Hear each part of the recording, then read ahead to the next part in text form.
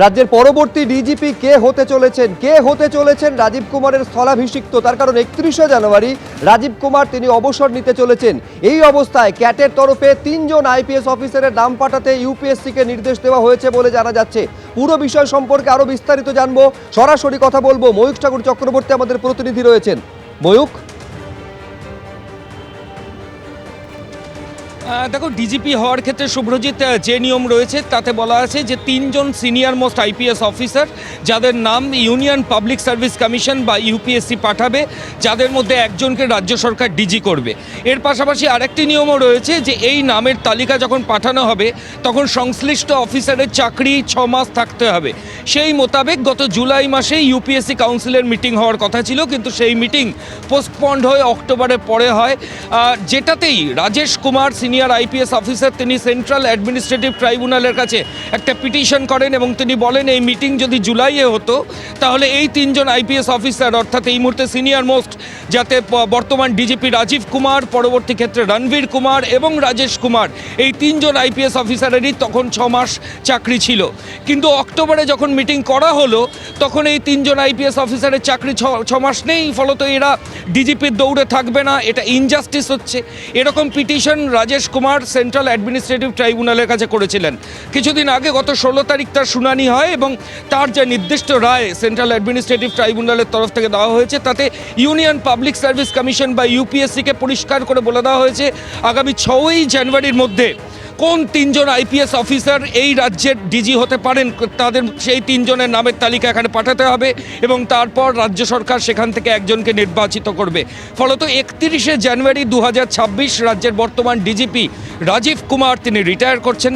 তার আগে central administrative ট্রাইব্যুনালের কাছে আরেক সিনিয়র আইপিএস অফিসারের যে অ্যাপিল ছিল তার ভিত্তিতে ক্যাট নির্দেশ দিয়েছে ইউপিএসসি কাউন্সিলকে যে 6ই জানুয়ারির মধ্যে 3 জনের নাম পাঠাতে হবে, যার মধ্যে একজনকে রাজ্য সরকার নির্বাচিত করবে।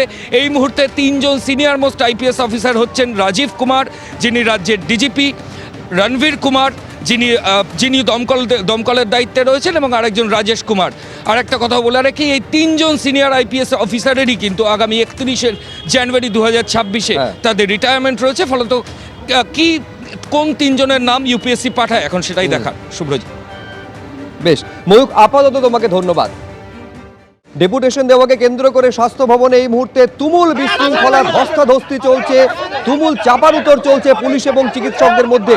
অনিকেত মাহাতোকে আরজি করে পোস্টিং দিতে হবে, সুপ্রিম কোর্টের নির্দেশের সময়সীমা শেষ হচ্ছে আজ। ছবিটা দেখুন।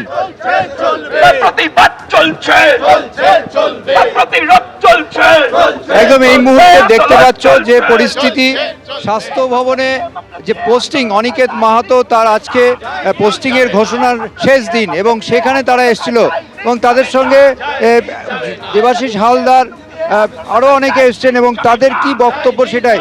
তারা যখন স্বাস্থ্য ভবনে ঢুকতে যায় তাদেরকে পুলিশের তরফ থেকে কি বলছে অনিকেত মাহাতো, কি বলছে দেখে নি।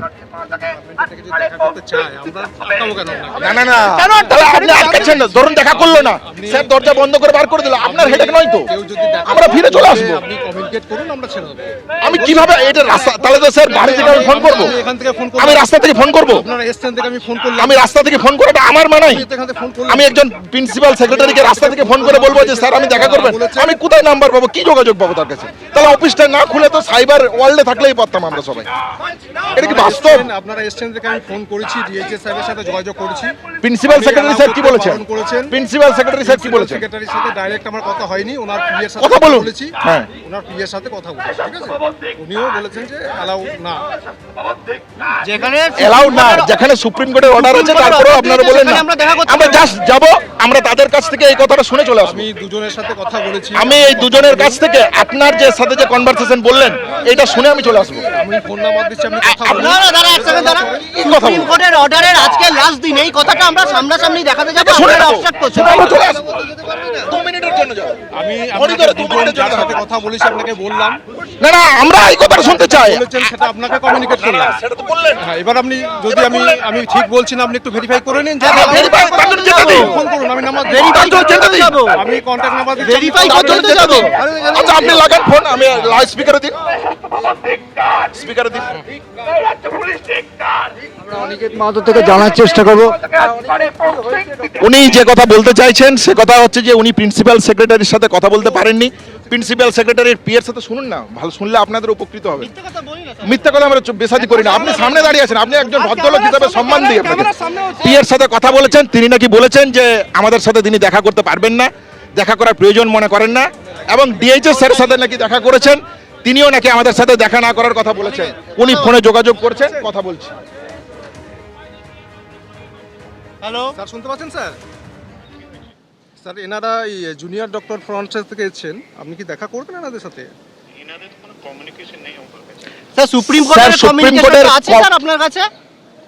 সুপ্রিম কোর্টের একটা অর্ডার ছিল 2 সপ্তাহের মধ্যে জয়েনিং অর্ডার দিতে হবে, সেই কমিউনিকেশন কি আপনার কাছে আছে স্যার? দেখেছেন? কি দেখে কি নিচ্ছেন দেখেছেন? আজ তো 14 তারিখে, 14 দিনের শেষ দিন। হয়ে গেল স্যার, কি দেখে কি নিচ্ছেন? দেখে নিচ্ছেন আপনারা? কি দেখছেন স্যার বলুন একটু। কার সাথে? কি হলো? কি হলো? ডিএমই স্যারের সাথে কথা বলতে বলুন। চলুন ডিএমএ স্যারের কাছে নিয়ে চলুন। কথা বললেন তো ডিএমই চলুন, হয়ে গেল তাহলে। DME সাথে কথা বলুন। পরিষ্কার দুধ কা দুধ, পানি কা পানি হয়ে গেল। চলুন এবার ডিএমএ স্যারের সাথে কথা বলুন। স্যারের সাথে কথা বলি। এখনো অবধি পুলিশের সাথে কথা বলে আমরা যা জানতে পারলাম, বললেন তো, প্রেসেন্ট- ডিএইচএস স্যার বলেছেন যে আমি জানি না, ডিএমএর সাথে কথা বলো।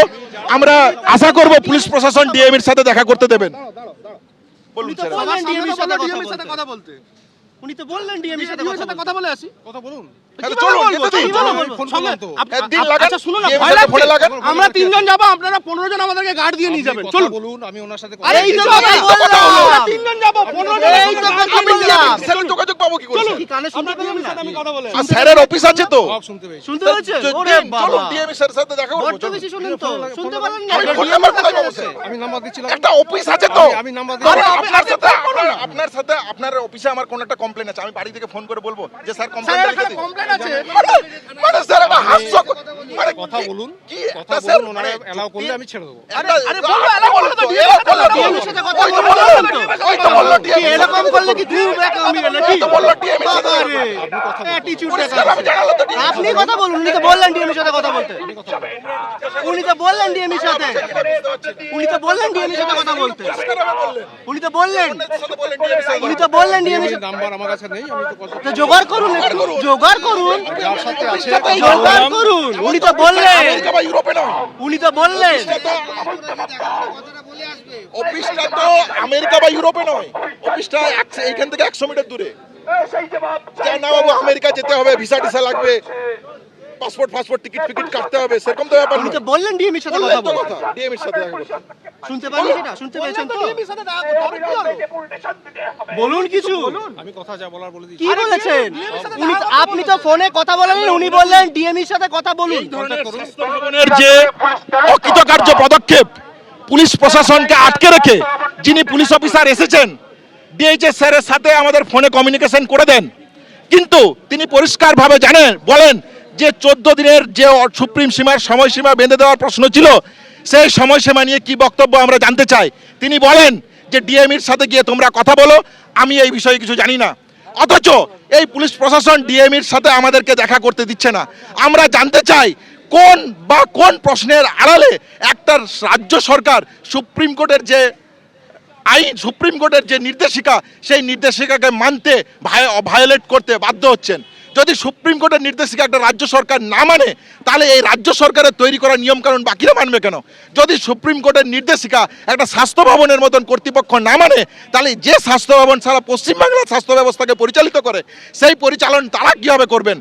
তারা যে আইন বলবৎ করবেন, সেই আইন বলবৎ সাধারণ মানুষ, সাধারণ ছাত্রছাত্রীরা, সাধারণ জনগণ মানবে কেন?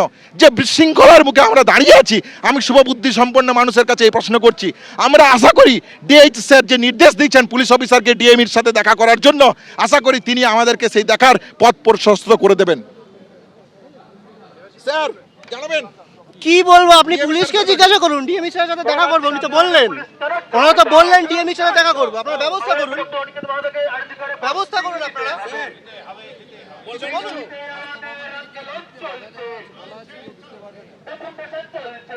মুখ এবং বুদ্ধির দেখে নিন। বলুন ডিএমই স্যারের সাথে দেখা করাবেন না করাবেন না? স্যারের সাথে ফোনে যোগাযোগ করে ডিএমির সাথে কথা বলুন। আপনি যে সিস্টেমটা বার করেছেন এটা খুব ভালো স্যার। করুন ভালো। এবং বাড়ি থেকে এরপর থেকে আপনার ফোন এই মুহূর্তে আমরা দেখতে পাচ্ছি যে অনিকেত মাহাতো, দেবাশিস হালদার সহ সমস্ত ডাক্তার যারা এসছেন, অনিকেত মাহাতো পুলিশের সঙ্গে কথা বললেন। পুলিশের বড় কর্তারা এখানে আইপিএস পদাধিকারীও তিনিও এসেছিলেন। তারা যেটা দাবি করছেন যে ডিএইচএস এর সঙ্গে কথা বলা হয়েছে, ডিএইচএস ঢুকতে না করেছেন, বারণ করেছেন। আমরা যেটা দেখতে পেলাম যে সামনে ফোনে ডিএইচএস এর সঙ্গে অর্থাৎ স্বাস্থ্য অধিকর্তার সঙ্গে ফোনে যোগাযোগ করলেন। তিনি বললেন যে এই বিষয়ে তিনি জানেন না, ডিএমইর সঙ্গে দেখা করতে, তবে ডিএমইর সঙ্গে দেখা করতে দেওয়া হবে কিনা সেই নিয়ে ফের বিতর্ক। কারণ স্বাস্থ্য শিক্ষা অধিকর্তার ফোন নাম্বার এই জুনিয়র ডাক্তার যারা বলছেন তারা বলছেন যে পুলিশকে যোগাযোগ করে অনুমতি আদায় করতে হবে, এবং এই পরিস্থিতি এখন সেই তর্ক বিতর্ক ফের নতুন করে অন্য মোড় নিচ্ছে। এখন যদিও তারা এখনো ভেতরে যেতে পারছে না, তাদের দাবি এই যে সুপ্রিম কোর্টের সময়সীমা আজকে শেষ হবে, এখন অব্দি পোস্টিং দেওয়া হয়নি অনিকেতকে।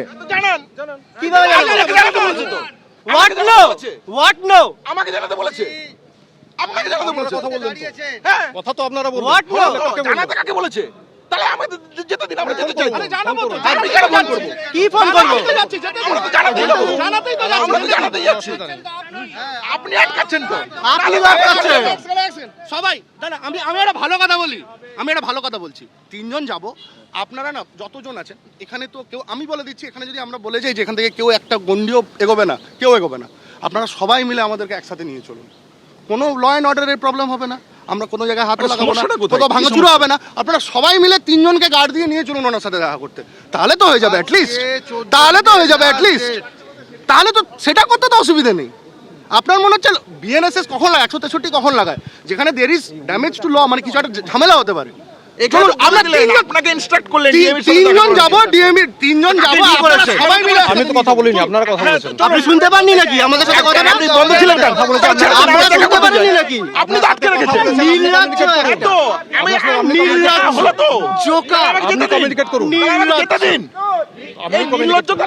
স্বাস্থ্য শিক্ষা অধিকর্তার সঙ্গে কে যোগাযোগ করবে, পুলিশ না এইখানে যে চিকিৎসক যারা এসছেন ডক্টর অনিকেত মাহাতো, দেবাশিস হালদার, তারা যোগাযোগ করবে? এখন দেখা যাচ্ছে ফের স্বাস্থ্য ভবনে যোগাযোগের জন্য পুলিশের পক্ষ থেকে বলা হচ্ছে যে জুনিয়র ডাক্তার তারা যোগাযোগ করতে হবে, আর অনিকেত মাহাতো সহ দেবাশিস হালদার তারা বলছেন যে পুলিশ প্রশাসনকে যোগাযোগ করতে হবে।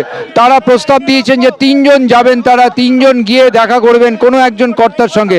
তবে এই বিষয়ে পুলিশের পক্ষ থেকে এখনো কোনো ইতিবাচক সাড়া মেলেনি, এবং পুরো স্বাস্থ্য ভবনের ঠিক সামনে পুরো জায়গাটা ব্যারিকেড হয়ে আছে, এবং এখানে সেই জটিলতা চলছে এবং তাদেরকে আটকে রাখা হয়েছে। দেখা যাচ্ছে পুলিশের পক্ষ থেকে বারবার বলা হচ্ছে যে জুনিয়র ডাক্তার যারা এসছেন তারা যেন যোগাযোগ করেন, আর অন্যদিকে ডাক্তারদের পক্ষ থেকে বলা হচ্ছে যে তারা যেন আমি আবার ফের কথা বলার চেষ্টা করবো। ডক্টর হালদার, আপনারা যদি নিয়ে যান,